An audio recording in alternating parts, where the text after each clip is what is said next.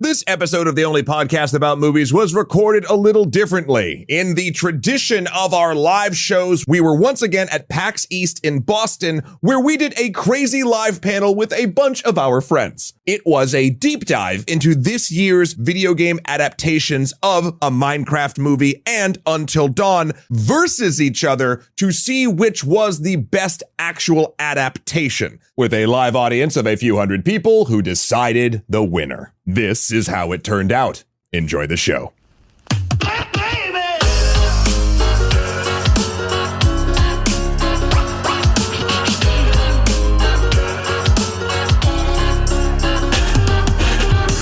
We good? Oh, the timer, it started. And I'm loud now. Hi, everybody. Hi. Welcome to whatever this is. This is Adapt or Die, a Minecraft movie versus Until Dawn, the film. Thank you so much for coming on your Friday afternoon. We're going to go down the line and introduce people, probably starting from the end, and then we'll get started. Okay. Hello, I'm Kat, the social media director of Extra Credits. Yeah. I think that's it. Ta-da! Hi, I'm Shai Dowd. I am a filmmaker and producer. I run a company called Suvanova based out of New York City. I'm also the better half of the only podcast about movies. If anyone's ever listened to it, we are the only ones. And yeah, that's me. Hi, my name is Sophia Ricciardi. I'm the host of another podcast that is also about movies called Movie Struck. What? I know, it's amazing we exist. Hey everybody, I'm Geoffrey Zatkin. I'm the studio director of Extra Credits and Extra History, but also a 25 plus year game designer, so I'm in more thinking on the game design side than the movie side. Hi, hello, I'm Jasmine Bhullar. I am a content creator under the handle ThatBronzeGirl. I'm also a writer, and as of 8 months ago, I'm a baby game dev, because I'm writing and designing the dialogue for my first video game, so I'm very happy about that. Hell yeah. Yeah. Yeah! And my name is Matthew Kroll. I'm the showrunner and narrator of Extra History and Extra Credits, and also the worst half of the only podcast about movies. And that will be illustrated very clearly if you've never seen that show very soon. So what we're going to do today, we've sort of hosted panels about like, have video game movies gotten good in the past? And there's so many different ways you can take it.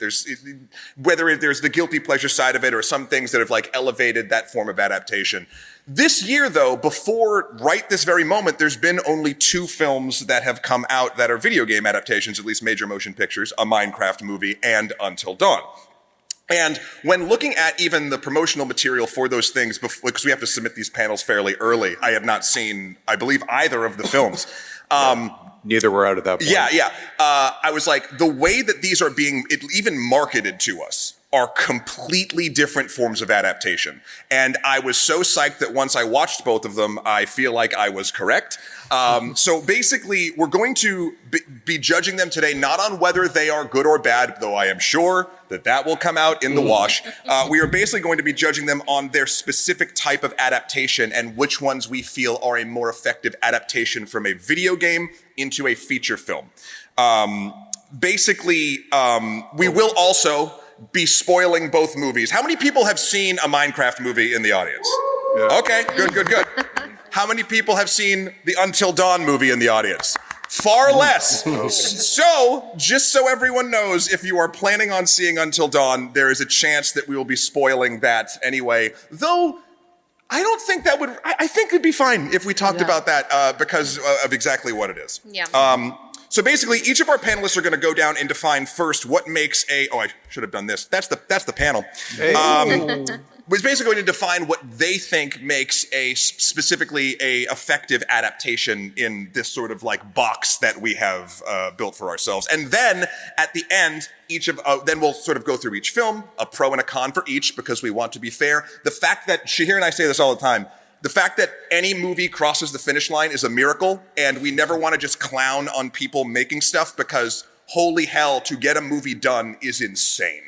Like, it's an exercise in madness, and I love that people are able to do it.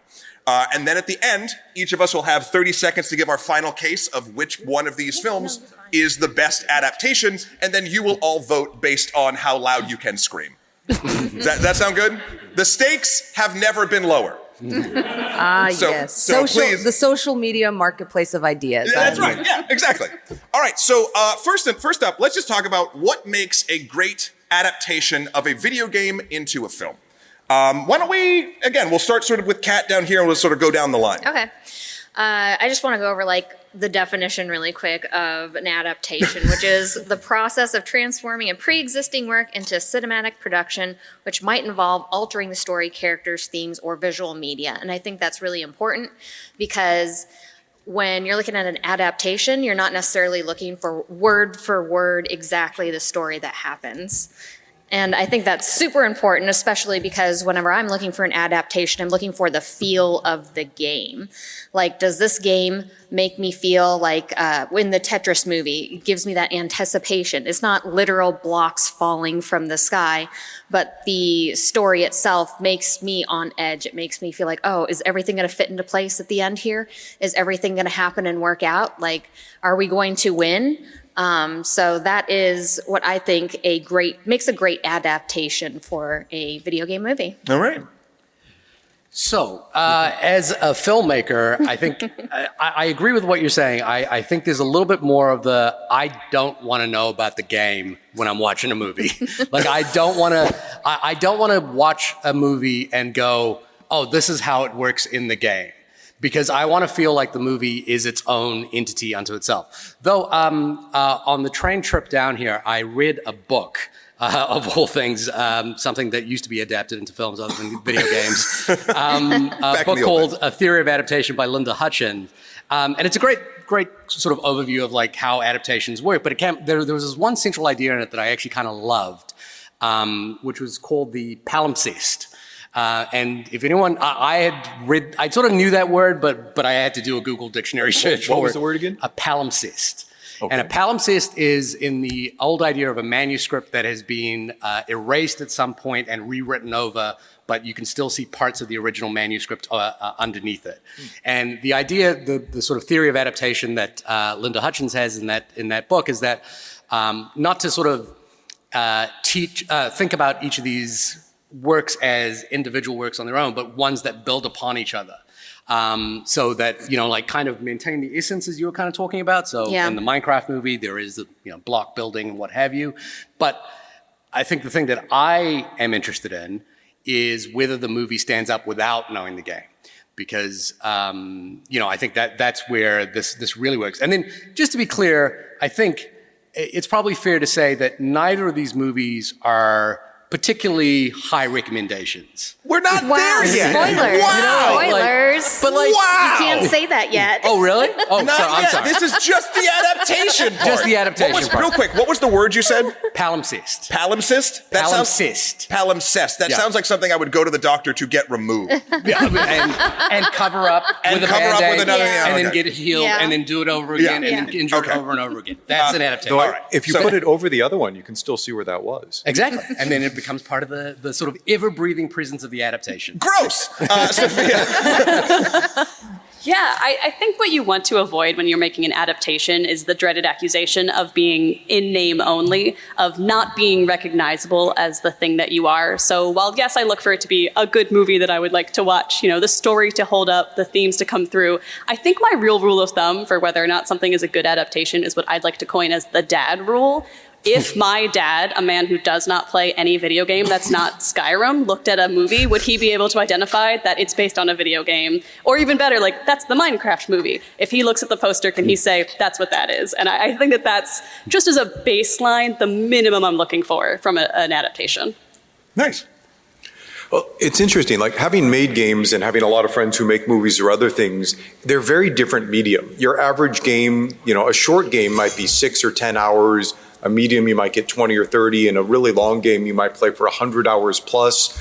There's, you playing it, you're the one in control. It is a story where you're almost always the main and the central character. And movies are none of those. A movie is maybe, 90 minutes to 2 hours, a little bit plus. You're not the one in control. You're the one watching other people doing it. You're not the main character, isn't directed at you. You can't suddenly decide to go stare out the window for 5 minutes and watch the cool cutscene, or skybox that the developers put in there or anything else. So the adaptation, both on pacing of like, hey, it's a 20-hour game into a 2-hour movie is a really interesting transition in medium. Like my wife's an actor and she's done plays that have been movies or movies that have done plays, and that's also an adaptation or a book to this. But video games into movies, just that sheer length, it's very similar to books, squishing down into something that's trying to get that is a really almost Herculean effort to try and capture it. And as a developer, if I'm making a game that turns into a movie, what I really want is it to capture the feel of the game. It doesn't have to be the characters from the game or even the main plot line. But if I went and saw a Dragon Age movie, I would expect to have the feel of playing a Dragon Age game, any of them in there and along the way. So kind of as a dev, my big thing is, did it capture the feel and the joy of the game in somehow taking this really long thing and compressing it down into something where you're also not in control, but watching somebody else's experience of it? Yeah. Okay, where do I start? I think for me, what makes a good adaptation of anything into a movie or a TV show is why are we choosing this format specifically? And I think I always think of that as a dungeon master for Dungeons and Dragons too. Is this a one shot? Is this a mini series? Is this an idea for an ongoing campaign? And so when something's adapted, there's times, and we see this with Marvel all the time, where it's this should have been a show, this one should have been a movie and not a show, this should have been this, and we see it with Star Wars too. So when we talk about adaptation, I'm just why did you choose this movie? Why did you choose this format for this video game? And are you using it to tell a story you couldn't have in the video game? And I think it's what makes us love Arcane. I think it's what makes us love Edge Runners. It's what makes us love the D&D movie a little bit, right? Yeah, because the idea of this is the Edge Runner storyline couldn't play out in a game where you might make a build that allows you to go throughout the entire game without ever being noticed and hacking cars and driving them into people. And here's another version of that, right? It comes from a place of love of this is having a incredibly character driven experience that doesn't allow for any agency, gives you options that you could never have in a video game. Same thing with Arcane. I don't play League of Legends to cry. I do. I do cry during playing League of Legends, yeah. But, there is a part of you that's this is such a beautiful world and a rich tapestry, and this would never work in the video game. I don't think anybody really wants that experience in the video game because they tried. Yeah. They would do lore videos and they would push the lore and nobody really cared.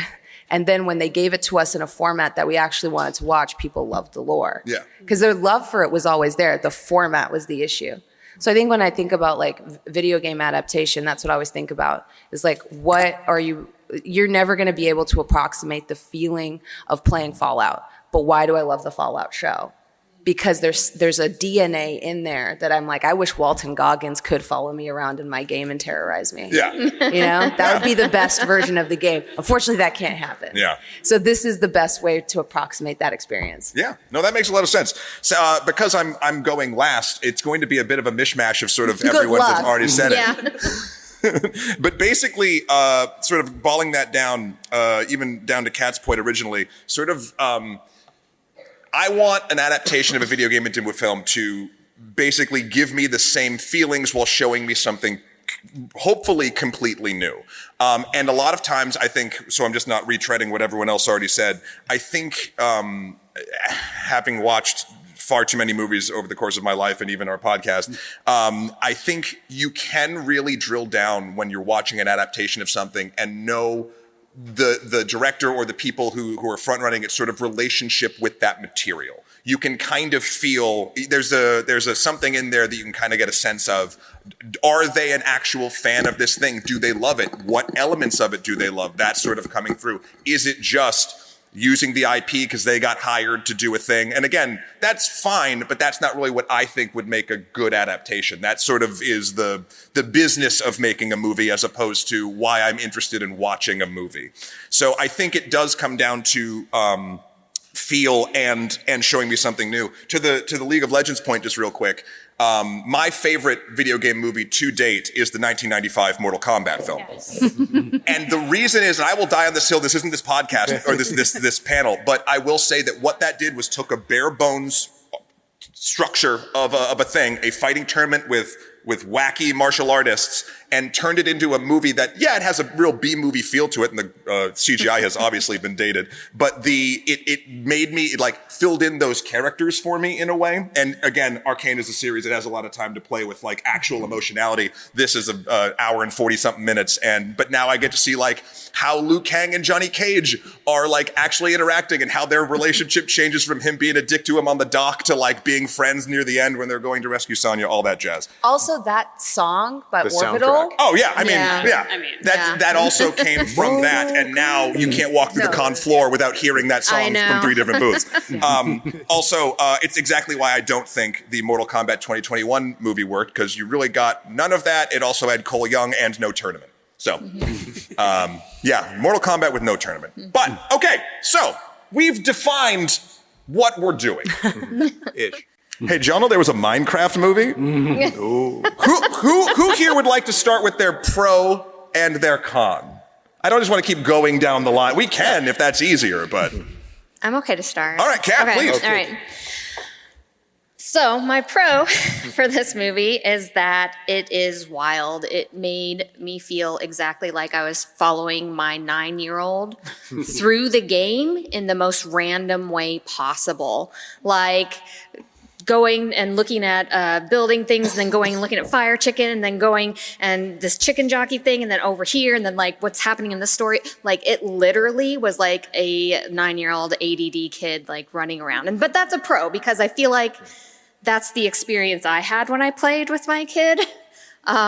So that's my pro for the movie, is that the adventure had that same sort of feel. My con, though, was that I felt like every single tiny detail that didn't matter about this game was spoon-fed to me in a way that was like awkward and like didn't apply to the story as much, and was just not palatable at all. You know, I don't need to know exactly what things to put together to make something. It made it hard to watch at those times. Kat, are you saying that if in the middle of you, just say something real quick, and then if something happens, just keep talking. As we're going, Flint and steel. yes, Did that ruins the experience for you? 100%. Okay. 100%. Yeah. Okay. So, first off, it was made in New Zealand. I'm from New Zealand. It's big plus in my books immediately to see, well, at least to feel like New Zealand was represented in some way. That can't be your only pro. I'm getting there. Okay. Second is, it is a New Zealand thing again, but the movie was designed by Grant Major, who was one of the production designers on Lord of the Rings. I think it is a very great adaptation of a block figurine world into a three-dimensional world with color, texture, rendering, all done really well. I actually think that the sort of challenge of trying to visualize the Minecraft world would have been incredibly difficult, and was actually, you know, like really well achieved here. I also think that from a sort of production point of view, or a story, you know, author point of view, this is a Jared Hess movie who, you know, many of you know might have, you know, directed Napoleon Dynamite, among many other things, Nacho Libre, with Jack Black. And I think it actually operates quite well as a Jared Hess movie.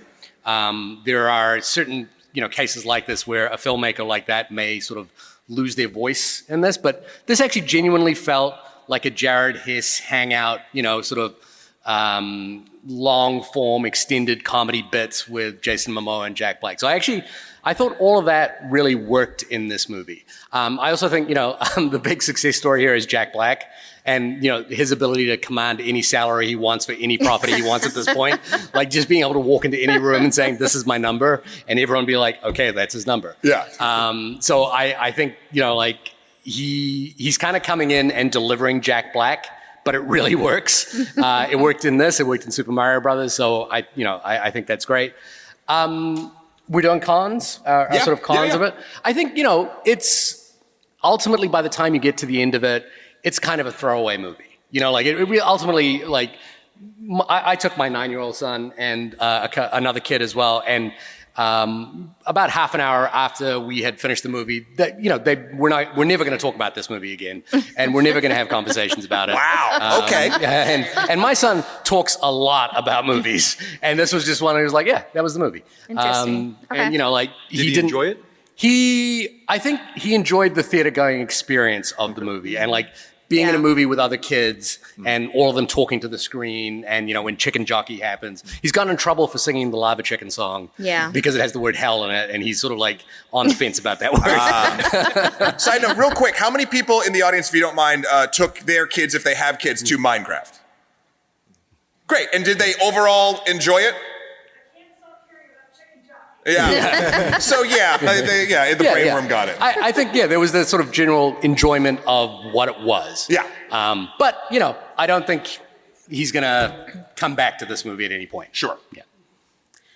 Yeah, I mean, pros, this is undeniably a Minecraft movie. You look at it and you say, even aside from the visuals, like clearly the writers of this film understood the game and the people who play it. You see it in little moments like using the water bucket to break your fall. We've all done that in the game at some point. And I think if you're talking about adaptation specifically, unquestionably being what you are based on is a pro. But I do think as a con, Minecraft is a very open-ended game, story-wise. There's not too many rails there for you to lean on when you're writing a movie out of it. And a Minecraft movie very frequently hits what feel like to-do list items for movie plot. They're like, okay, we have to have our darkest hour, and now we're gonna have our heroic resolution, but they don't have any weight behind them. It does feel like this is all just sort of a story vehicle to eventually show us the chicken jockey. So you're crying foul. I am crying foul, Wow. yes. And that is an example of setup and payoff, which is another con of this movie. I would have liked to see the theme of creativity explored a lot more. All right. Oh, man. So like going in, so I'm a little older. I didn't play Minecraft growing up. My nephew and my niece did, a lot of my kids' friends did, but it's inundated the culture. You literally can't talk to anybody under the age of 30 and not have fond memories of Minecraft. And that is the social gathering place still of a lot of kids and a lot of teens, to the point that there are companies now copying Minecraft and trying to make it into a teen or a college plus experience to take people who've gone from Minecraft and find them a place that feels like that, but that they can then move them into. So it really is a whole cultural thing. And I thought the Minecraft movie did a really good job of kind of showcasing, it felt like going over to my nephew and having to say, let me show you the world that I made.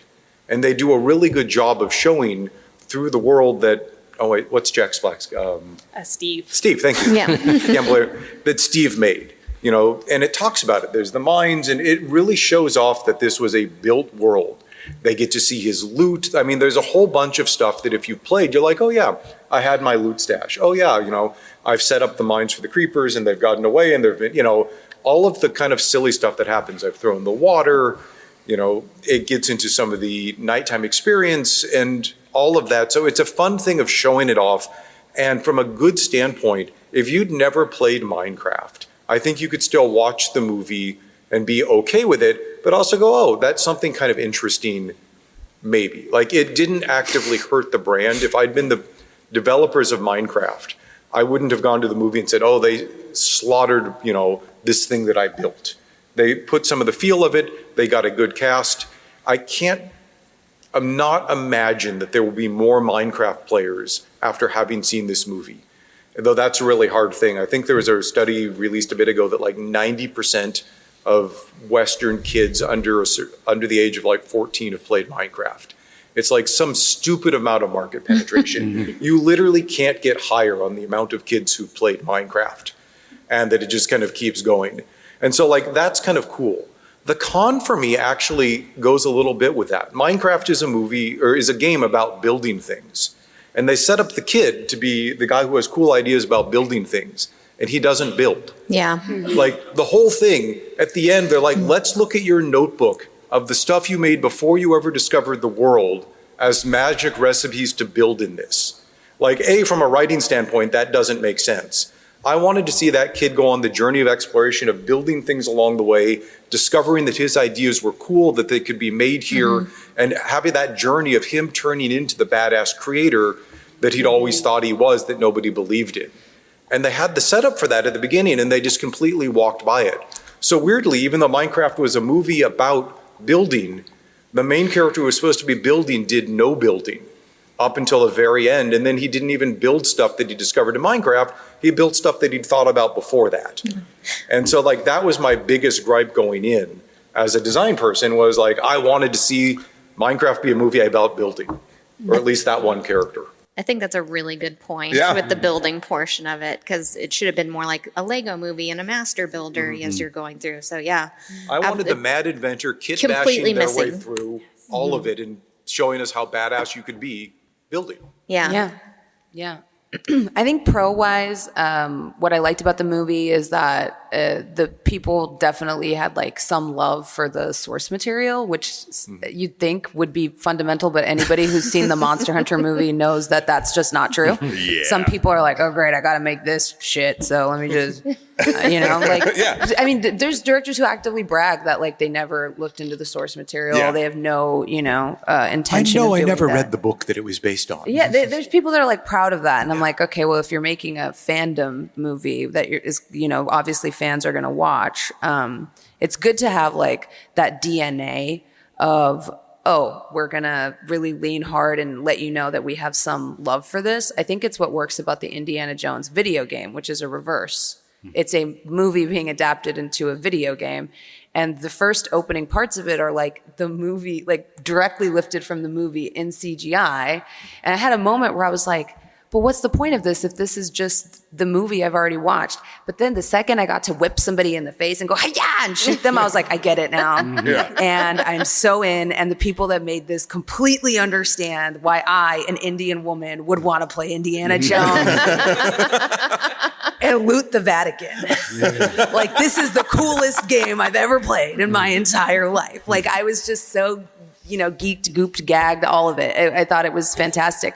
And I think that with this movie, it's like so clear that the people who made it, at least the people who worked on it, understand like what makes Minecraft fun. They're not like, we don't really get this, we're going to make a movie. They're like, we understand what you like about, like what makes people connect to Minecraft. I think the con for me is this could have been great because it's like a modern Rocky Horror Picture Show. I disagree with the Guardian article that's like, these kids are ruining the theaters and they're yelling and they're throwing stuff. I'm like, yeah, but when have young people ever had something like Rocky Horror Picture Show? Yeah. I love that kids are screaming in the theater. Good. That's great. We don't have things like that conjure joy, a place where, I think there's a reason Rocky Horror Picture Show is still going. We still don't have anything new in that vein where it's okay to scream at the screen and you have cues and everybody's in on a joke. And I think like, gosh, especially like post-COVID and these poor kids who had to grow up like with remote, like going to school on Zoom, don't they kind of need that to like feel like, oh, I'm in on the joke. I understand this. And if you're like, oh, this chicken jockey thing is annoying, it's like, maybe accept that, like, we're getting old. Like, like your parents always thought the stuff you liked was like cringe and weird and annoying, right? Like that's kind of the point. I didn't understand a lot of it. I was like, I don't get it, but I'm happy that these kids get it. I was like, the kids are all right. Yeah. Because we had like salad fingers and weird stuff too. Like, I was not a normal child. Check the email. That's strong. We're not normal. No. When I'm walking around, my parents probably thought I was crazy. Hoping I get a letter from a female. They're probably like, I don't. Cheerleader, so and so. My mom's like, what? Are we all going to break into Trogdor in a second? Is that what's going to happen? You're like 10 and you're just like vocally stimming and saying these things. My parents probably thought I was possessed. Like, just for clarity, does everyone know what we're talking about, or are we? No. Okay, thank you. Look, not terribly old. Because that just could have been really embarrassing. We're just up here riffing on references from 20 years ago. But like, there was an opportunity to go even further into that Sure. and be like, yes, let's give the children what they want. The children yearn to scream at the movie screen. But then I feel like they kept pulling back and being like, but we also have to make this movie accessible to somebody that doesn't know anything about Minecraft. I'm like, don't. Don't. Why are you explaining like very rudimentary, fundamental concepts like that your audience knows? Nobody is going into Minecraft movie that's like, I have no clue what this is, but maybe today I'm gonna. Actually, like, it's if so they'd made weird it- to play that. If they made it 30 years ago, maybe they needed to explain it. But how many people at this point haven't played a video game enough that you have to even just say that? Yeah. And are they going to the Minecraft movie? Which is another thing. Actually, no. Scratch everything I just said. The biggest con is that it's called a Minecraft movie instead of the Minecraft movie. That's dumb. Shouldn't have done that. Also, how dare you have a boring subplot involving Jennifer Coolidge? Because after her redemption on White Lotus, you need to do better with Jennifer Coolidge. Don't do my goat like that. Thank you. I know you understand what I'm saying. You need to put respect on Jennifer Coolidge's name. Change the name. Thank you. All right. I render my time to You're the chair. yielding time. Thank you. Okay, the chair recognizes the time has been yielded. So it's interesting because, again, going last, this all has pinged me around a lot. I have what I wrote, but I'm first next time. Yeah. all right. Sure. Here's what I will say. As my pro for this movie, again, I have played some Minecraft, but I am in no way deep into the many different styles. I watch more Minecraft than I play.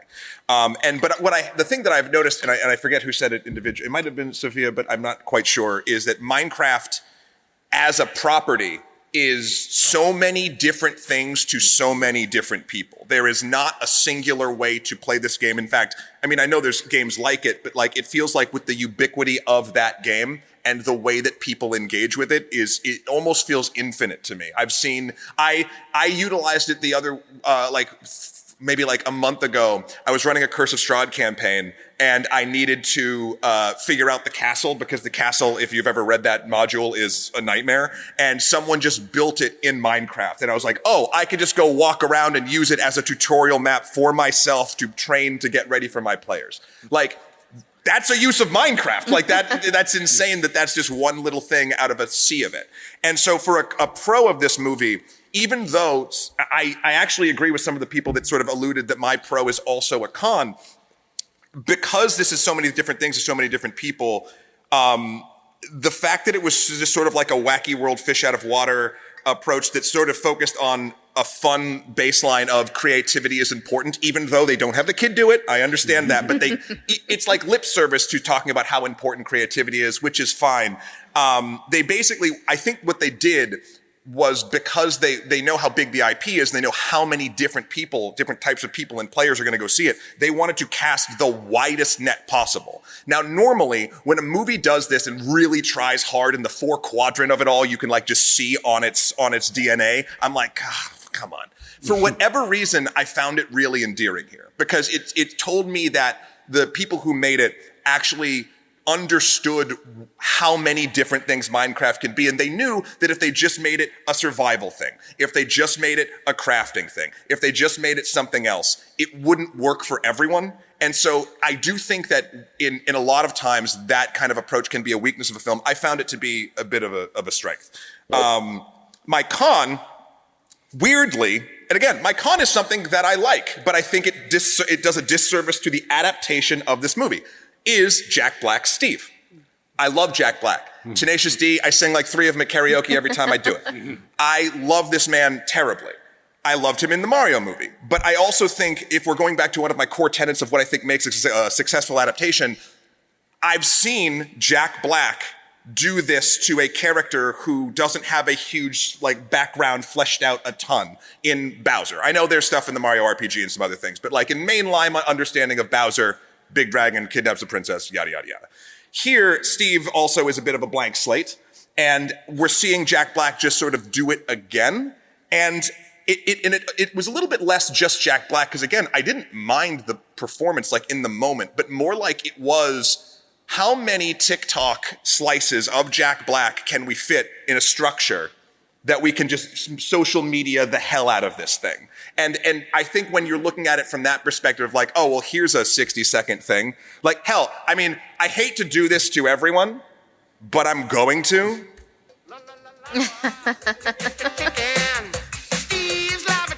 This is 35 seconds, okay?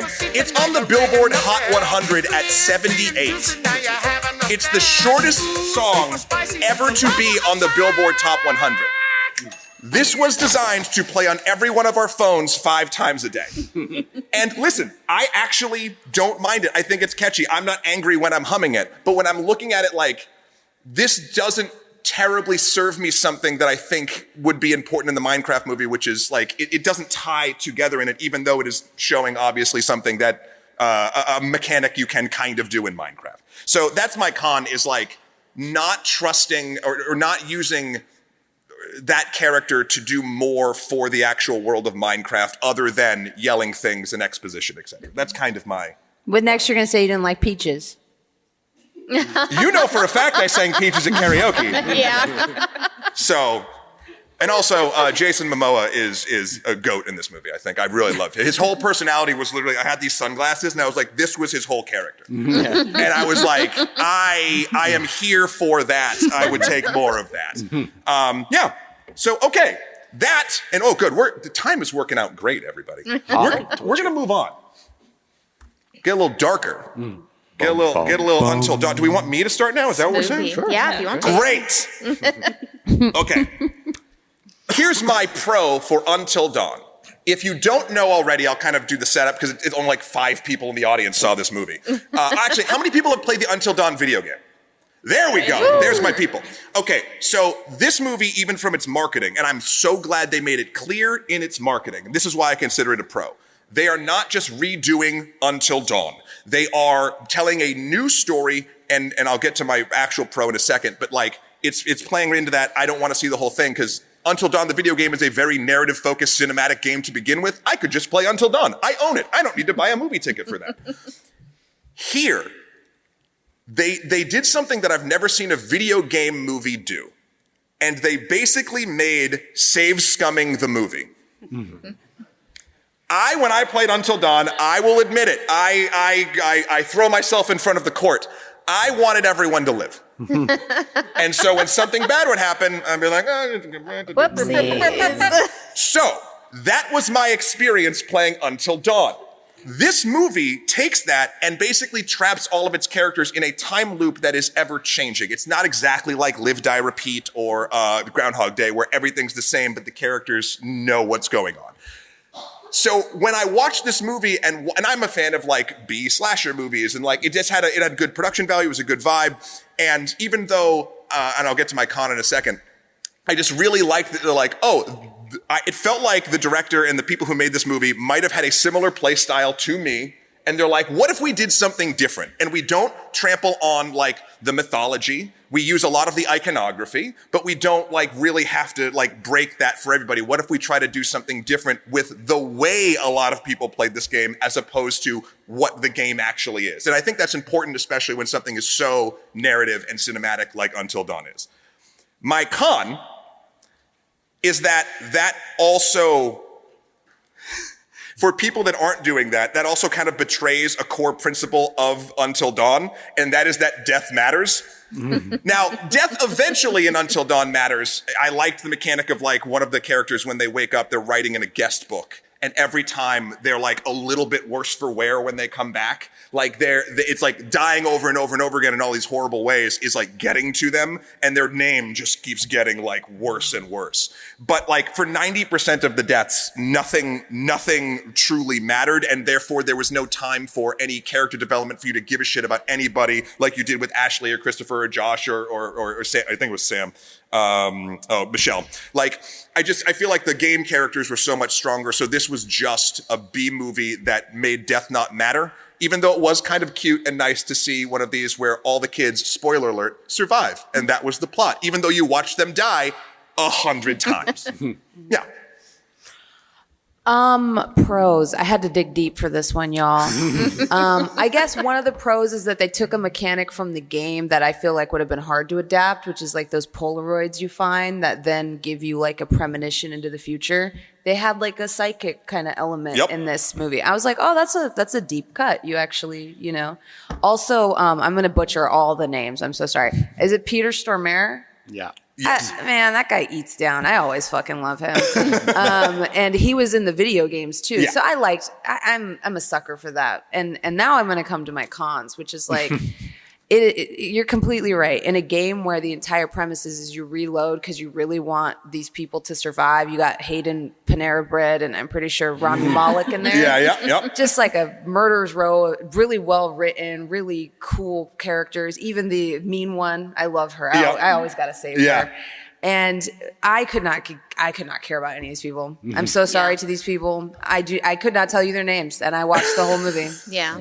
I was never like, oh, I really hope she survived. I'm like, which one is this one? Yeah. Which one's that one? Oh no, he died again.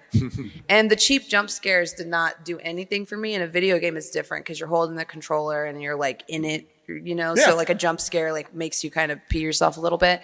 And this, I was like, okay, cheap jump scare, okay. I liked some of the special effects, but I was just like I was not in it. And then the biggest con for me is they removed everything about Until Dawn that made it scary and made it cool, which is that like you're alone, you're trapped, there's no way out, you're off like in the mountains in a remote area. That environment to me adds a lot to the vibe of the game. Did the random wall of water around the visitor center with the crazy kaiju for some reason in the background not really? Okay, but that thing was cool, and we never. For those of you that don't know, they try to leave where they are because they're not in a mountain. They're at a visitor center where the rain just stops around it. Yes. And they drive away, and then there's just a giant kaiju over the forest, and they turn around, and they never talk. They about never it. talk about it. You think there's going to be a cool kaiju thing. There's never a cool kaiju thing, guys. And the thing's cool. It's like this big cryptid thing that towers over the tops of the trees. You never see him again. Yeah.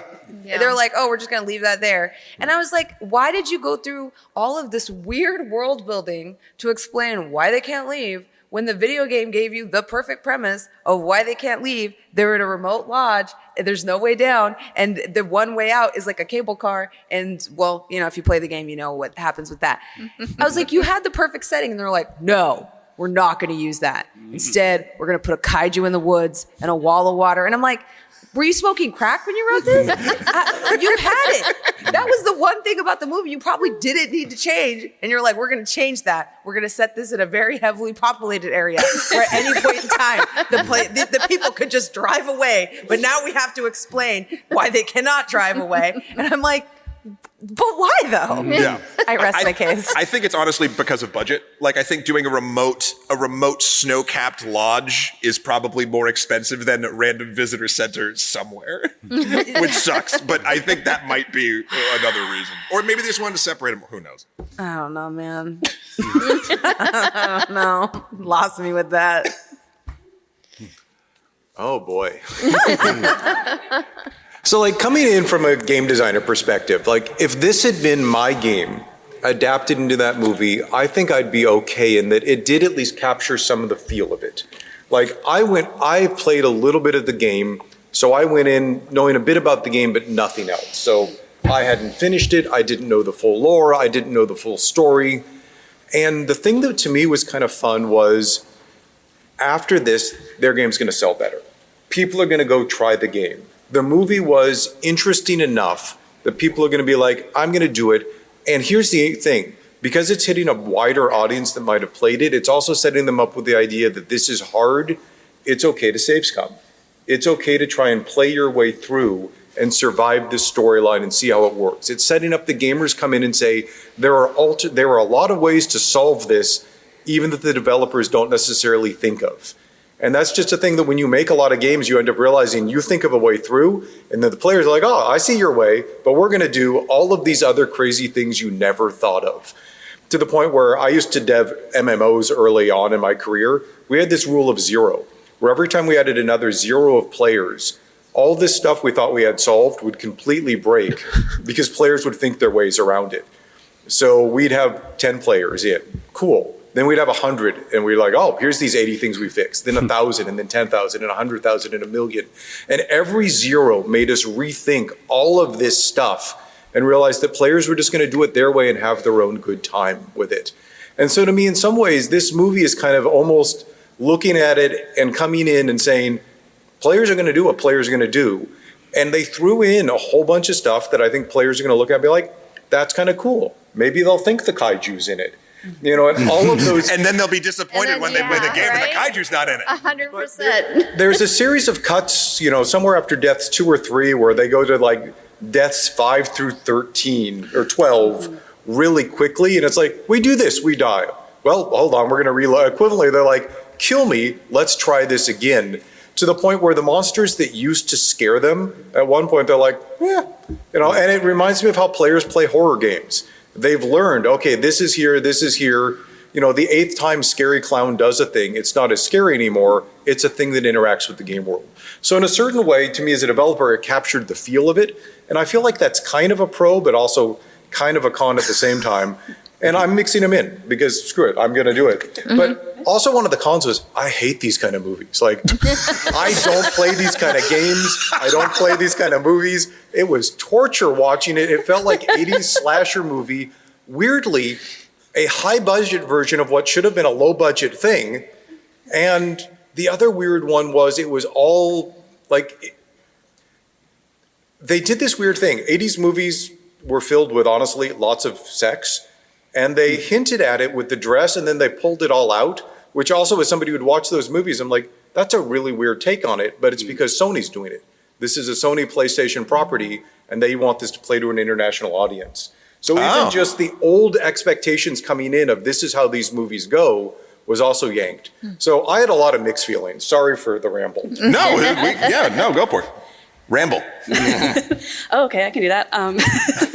No, I think my pro, very similar to Matt, is the time loop at the center of it all. It's when you take a property from a video game, which has mechanics and ways that people play it and interact with it, and translate it to a movie, you have to think of how are mechanics going to translate to cinematography, to the language of film. And a time loop or a death time loop, however we're landing on it for this movie, is a great way to introduce a rule that your characters have to follow in the same way that there is a mechanic that players are beholden to in a game. So coming at it from a video game adaptation standpoint, I think that that's a very smart move. My con is that I would like to have seen, once they had already kind of abandoned any pretense of really taking the premise of the Until Dawn game, just push your concept. If you're going to introduce a new horror monster every loop, add the Wolfman in there, make the trees eat somebody, let the Iron Giant come out of the fog. Like, let's just add a new guy every time. And we touched on this. You mentioned, you know, as the movie progresses, they start skipping loops. We don't see every iteration of their jumps through time, of their deaths. And I would have loved to have more like diegetic clues that was going on, like random extra monsters being in certain sequences, or maybe let's more frequently do these breaks where we, the audience, aren't quite sure how many times they've died. It's really just one very brief montage of we briefly our phone footage sequence of all the times they've died. Oh my gosh, it's so scary. And then it's just right into the last, third of the movie where it's all one big survival horror. So I would have really liked to see them push their concept even further and just like fully commit to let's add more in here. Let's really do up the horror of it. Because even me, the audience, by the time they're at their, supposed 13th loop, I'm not afraid either. Right. I'm sitting there with the characters like, oh yeah, I know everything that could possibly happen at this point. The earlier line you guys had about how not knowing what's coming next is scary doesn't really even apply to the people watching in the theater because you've shown us your entire hand at this point. Yeah, no, that makes total sense. Yeah, I hadn't played the game up until the night before I went to see the movie. So I downloaded the game, threw it on. I was playing in the dark, and I was like, genuinely, I played Resident Evil, Silent Hill, a bunch of those games, and I kind of was like, oh yeah, this reminded me of when I was younger and playing these kinds of games. And what the game is actually, surprisingly very good at, and I think a lot of these games are really, really good at, is like building that sense of tension. You're like, you're going to have to walk down this long hallway. You're going to hear footsteps all the way down. You're going to start to feel like something's going to happen and you're not sure if it's going to happen or not. And you kind of build that anticipation and sort of sense of dread that the game kind of evokes. And so I was like, taken by, maybe that's what the movie's going to kind of do. And unfortunately, the movie doesn't do that at all. This is just like a sense of like, we're in here, here's some kills, here's some, like practical effects, and here's a time loop. I haven't finished the game yet, but I was like surprised because we've recorded an episode about this, and I was like, wait, there's no time loop in the game? I just told Shahir that at breakfast this morning, that there's no time loop in Until Dawn. I was like, oh, well, like the best version, and to your point as well, is like you want to see it escalate in a way that's sort of meaningful. And I think, Jasmine, to your point as well, is like you want to actually somewhat care about what's going on, not in a sense of like I'm really deeply emotionally invested, but like I want to care when someone dies. And unfortunately, I don't in any of this. And that's really unfortunate. I really like, I want to say this, David F. Sandberg, who made the film, if anyone has seen he directed both Shazam movies, but he did a short film on YouTube called Lights Out. Did anyone see that? Yeah. Really good. It's excellent. It's superb. And it's superb because it has a single idea, executes it really, builds on it, executes it well, sets up tension, releases it really, really well. I like David F. Sandberg a lot. I'm kind of invested in his career in terms of like, I like that he has this relationship with the audience and that he is trying to like engage with us in a way that like is meaningful. The film really does feel cut up in lots of sort of ways that make it feel uninteresting. The best version of this possibly is The Cabin in the Woods. You haven't seen The Cabin in the Woods? You're like, who here's seen Cabin in the Woods? That is the... Cabin in the Woods is dope. Yeah. It's sort of, just bring this in. The best version of the Minecraft movie is the Lego movie. And the best version of Until Dawn is The Cabin in the Woods. And both of those movies kind of take a single idea and continue to escalate on them right through to the very end of the movie. So that when you walk out, you kind of feel like you've had an experience. And neither of these two movies kind of do that. And this one in particular, by the end of it, like you said, Jasmine, I was like, who are these people again? Why am I here? What was this thing that we just went through? Good, it's done. And yeah, my big pro here is like it was like an hour 40. Actually, that's really funny. The characters actually do that right near the end. Remember when the Asian lady's missing and it takes them like 5 minutes to realize they're missing one of their best friends? Yeah. Like, wait. Yeah, wasn't there another one of us? Yeah. They didn't even like everybody in their group. I mean, for my pro is that I really did enjoy the actual first part of this movie with restarting and seeing the new monsters. I have not played Until Dawn, so I've read about it and stuff like that. I went through all of that. So I came into this movie knowing nothing, but I really, really enjoyed that first part. The second part, I feel like, was a complete add-on to that. It's almost like an entire separate script was written for it. I feel like they didn't commit to this. I really wish that they would have just stuck with the dying, resetting. Possibly not everybody makes it home, but going through the story in a natural way where they're finding out the mysteries and learning from each death in a way that's meaningful to the storyline. I felt like this had the biggest potential to be the best movie, and they really failed halfway through this movie with how they did it. If they had just committed to that first portion of it, it would have been amazing, I feel like. They even, just to tack onto that real quick, there are different endings to this movie. However, they are so minimal that nothing of substance changes. I think what it is there's like just different shots to like kind of pay homage to the way that the game can function. Also, Clue. That's a bummer. But Clue changes the ending. Like, and that's what makes Clue awesome.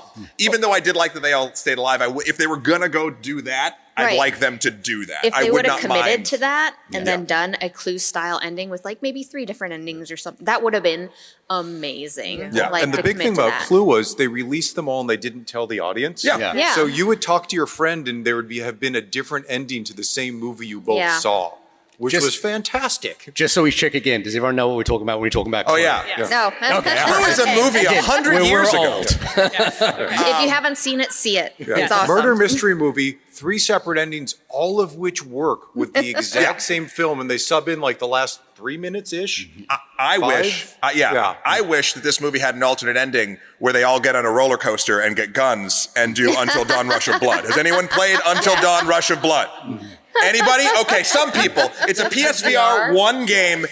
It is the best PSVR 1 game, and sadly, you cannot play it on the 2. All right. There was the Ferris wheel. There was a Ferris wheel in the background of Until Dawn that meant nothing, and I was like, Yeah, you're like, oh. Okay. Yay. So it's going to be time for the verdict. I don't remember what order I put everyone in, but we're going to give everyone up here 30 seconds to give their final pitch as to what film they think is the best adaptation, not necessarily the best film.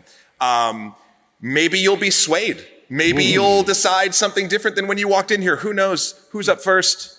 Kat, are you ready? Gosh. Here we go. I guess so. Okay. Boom.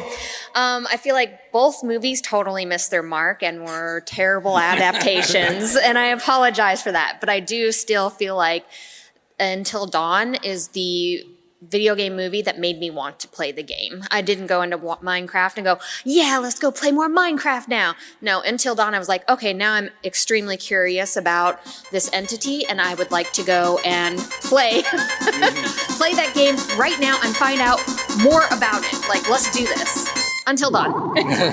Okay. I hope that stressed everyone out. Yes. Shahir, you ready? Yep, sure. I think I kind of said it before. I'm not a huge aficionado of either of these movies. Just in terms of like recommending it to people to go see it, I'm not there. I think for me, the Minecraft movie plays better. You said the stakes could not be lower, and the Minecraft movie certainly proves that. The stakes could not be lower in that movie. And but it works as a hangout movie much more than Until Dawn does as a horror movie. So Minecraft movie wins the day. Look at that, under time. You under time? Sonic didn't I drown. swam right out. Sonic didn't drown. He got the airboat. Okay. Good. Okay, we got Sophia. Let's do it.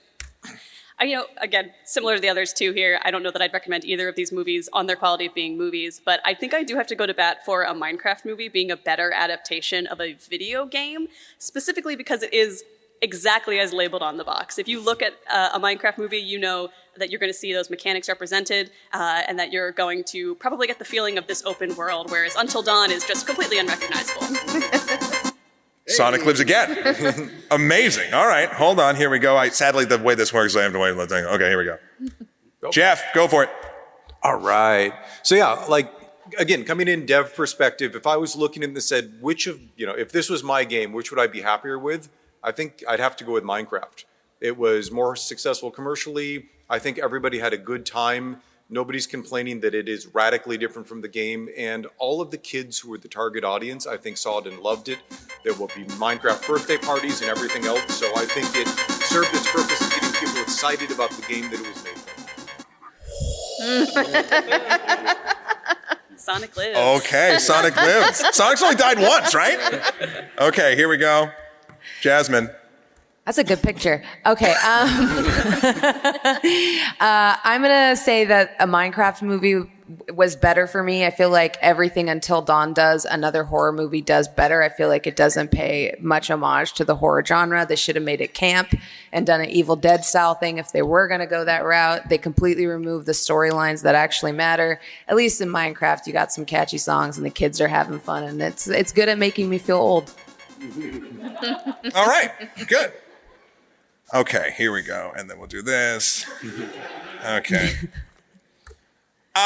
Before prepping for this panel, I was saying that a Minecraft movie is a more effective adaptation all the way. I think, again, we've said it's commercially, it has the bigger net, it has whatever. But I think what I am drawn to more in adaptations is taking a swing, even if that swing doesn't fully work.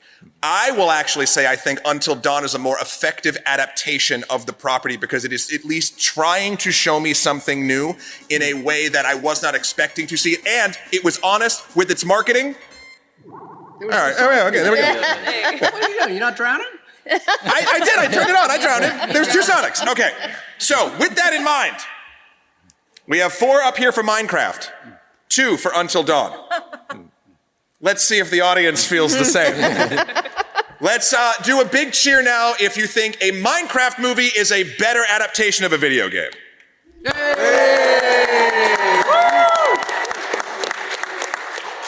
Okay.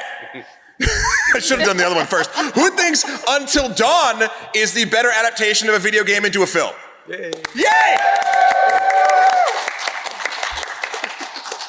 Fine. Chicken jockey! Yeah, it's now chicken. I hope you're happy. Chicken jockey! We did the thing. We understood the assignment. You did this. We didn't do this. Flint and steel. Flint and steel. Quick, everybody, in the last minute, tell us where folks can find everyone. I'm Gloryhound and you can find me on Blue Sky. I'm Shahir Dowd on Blue Sky, Twitter, Instagram, all that stuff. I'm Sophia Ricciardi. I'm also on Blue Sky at Sophie K. Yep, Geoffrey Zatkin, Blue Sky. You'll find me hanging out with extra credits people because that's what I do.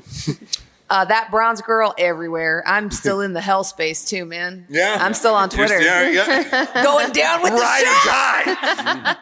And yeah, you can find me on Blue Sky at Matthew Kroll. Thank you so much for being here. Side note, real quick, if you did like this panel, please scan this and let PAX know. That helps us, keep coming back and doing fun things. So that'd be very much appreciated. Also, quick thing in the last 30 seconds. On YouTube and Twitch on Friday, a week from today, we're doing a charity stream for my birthday to raise money for Best Friends Animal Society. I don't know if you know, but I'm a big cat lover, as many people on this stage are. And we'll be doing all day a crowd control run of Fallout 4, where I have modded in my cat Zoe as dog meat with her actual meows. Is it concern you that in that photo it looks like you're leading that cat out to murder it? No, she's going to help me murder. I'm just saying, with the it murder. really looks like you're They're about to take nature's that cat out. perfect murder machines. Thank you very much, everybody. Have a good PAX. Please thank an enforcer. They're doing a great job.